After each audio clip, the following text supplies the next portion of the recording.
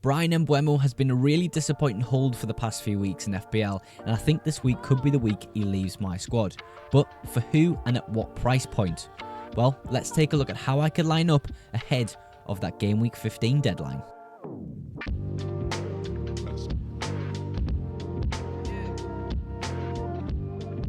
Starting off with the defence, I think we'll start off positive this week because we did get a green arrow in game week 14. Went about 250 places up in the world, which I'm really happy about. The Trent transfer paid off, even though he didn't start in that fixture against Newcastle. In terms of positives, double Arsenal defence and Trent as a foundation to my defence, I think it's a really good way forward in the future weeks of FPL. Because the Arsenal defence look fantastic. Gabriel, set-piece threat. There's a lot of corners being scored by Arsenal at the moment. I'm really happy about owning them two players. Trent obviously making his way back from a small injury. I feel as though the 2 assists that he helped Mohamed Salah with against Newcastle shows us a lot about what to expect from him perhaps in the next few game weeks. It's now when we look at the other defenders where issues start to crop up. Of course, Rico Lewis, I don't really believe is going to be a 100% start against Crystal Palace or at least against any Premier League team at the moment. I think we're getting into a territory with him where not only is he probably not a great pick, but in the sense of being in that Man City squad as a 100% starter, he's definitely not that player anymore.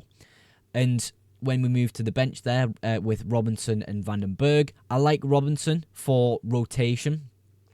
He's got sort of a good fixture coming up with Southampton, which rotates with a player I'd probably like to bring in this week for a -4, which we'll discuss slightly later in the video. But yeah, I like Robinson. Van den Berg, I'm not too keen on. Of course, he is just a really cheap player. I believe 4.1 million I bought him for, so I don't mind him being on my bench. And perhaps when Brentford's fixtures change, he can have a little bit of functionality and purpose to him. But overall, with the defenders, the core of the defence with the double Arsenal and Trent is fantastic. I think selling Rico Lewis, taking some money out of that Rico Lewis position, getting someone who plays 90 minutes for a decent team who has some good fixtures coming up should be the play. And I think that could be the play even for a -4 this week. So I only have one free transfer and I'm planning to use that on Bryan Mbeumo first of all. Perhaps if we get some news about Rico Lewis is, guaranteed or is likely to get a start for Manchester City, then I would consider just keeping a hold of him for one more week so the Palace fixture can go away, and then obviously on to Man United, which is a much harder fixture. But overall, the core of the defence, really nice, really loving it at the moment. But there is a transfer from -4 I would like to make with Rico Lewis leaving the squad. Let's now move on to the midfielders. Now, when we move up to the midfielders, of course, you can see Bryan Mbeumo there. We are planning to sell him this game week, and I think he is number 1 on my list to sell. Yes, Newcastle at home, in theory, should be a good fixture for Bryan Mbeumo in the sense if he was playing more centrally, but he is basically flirting with the linesman these days. He's not really getting too many shots on goal. I just don't see him as a great FPL pick right now. There's other cheaper players, in fact, who I like a lot better and have much better data and even good fixtures over Bryan Mbeumo in the next few weeks. So number 1 for me would be Semenyo. Bringing in Semenyo this week, getting rid of Bryan Mbeumo would be my number 1 thing I'd like to do with my squad. Perhaps there are some other options you could go for. Gordon is a little bit tempting, but with the inconsistency of Newcastle, is that really something I want to rely on? Or do I want to rely on someone like Semenyo, who's not only at a cheaper price, but has slightly better fixtures longer term than someone like Gordon? I would probably sell Gordon after 3 weeks of just having him in my team. And that's sort of not the strategy I've went for in the past few weeks of FPL. So I suppose that is the transfer I'm planning to make this week. Another hot topic, of course, within this midfield is I am going to probably captain Mohamed Salah this week. The question is it is an early kickoff. It's away. It's a derby match against Everton. Can Mohamed Salah, the best captain in FPL right now, beat the Gandhi curse of an early kickoff, of never backing the early kickoff, and do well against Everton? I absolutely think he could. So I am likely to go ahead and pick Salah as my captain this week. I think if I was to go with someone else as a captain, I would maybe be looking towards Saka. not so much Palmer, because I feel as though, yes, Spurs aren't great some weeks, but some weeks they show really great performances. Obviously, we've seen that performance against City. Perhaps they could go do that to Chelsea.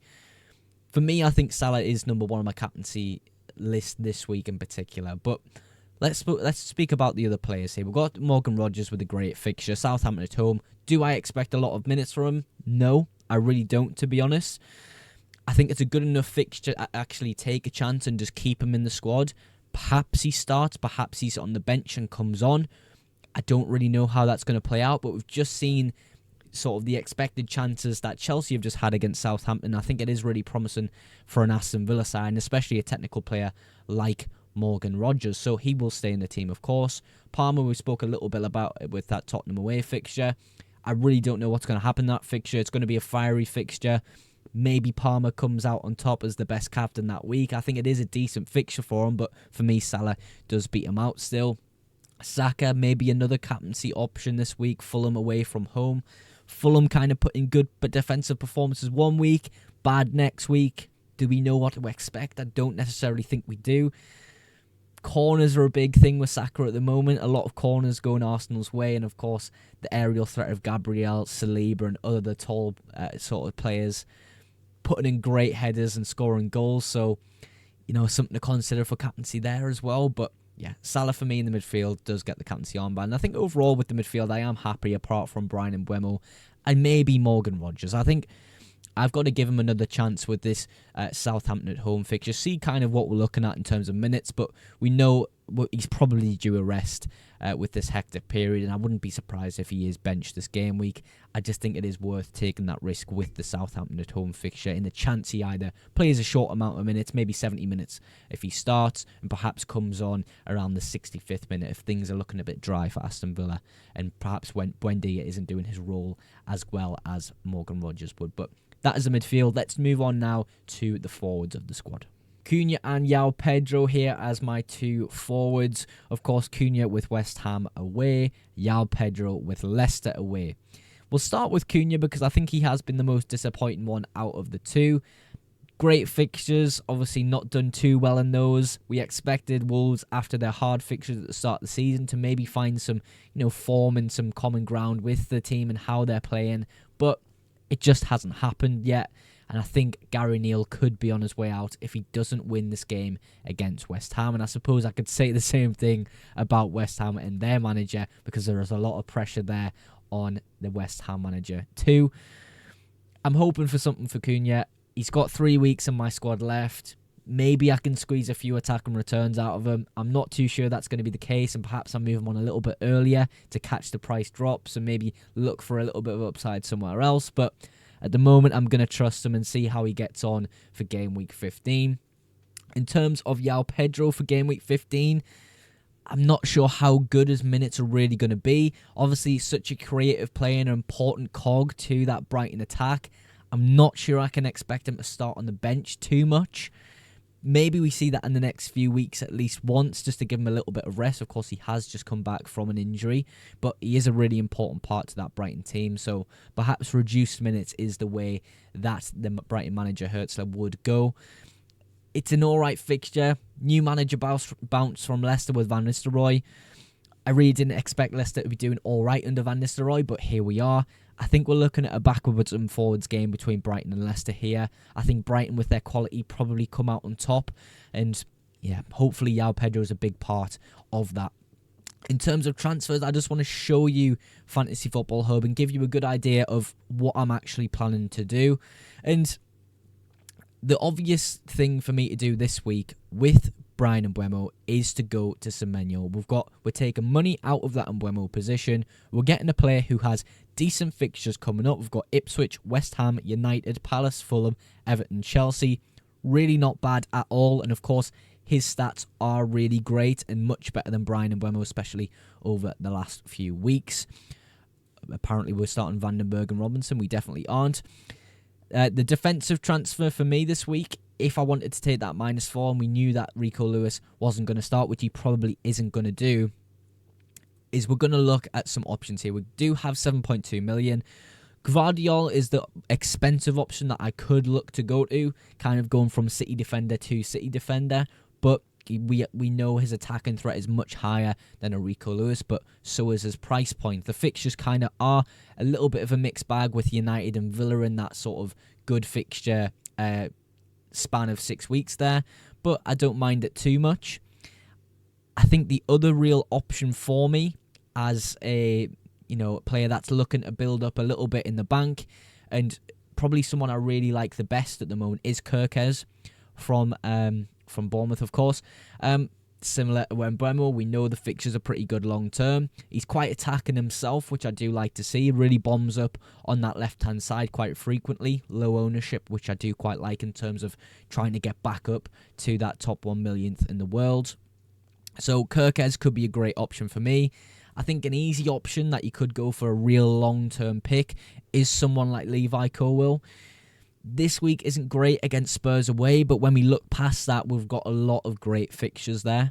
So perhaps a slightly better pick than Kirkez in terms of long-term fixtures, but I feel as though Kirkez this week slots in nicely with the fixture he has against Ipswich away from home.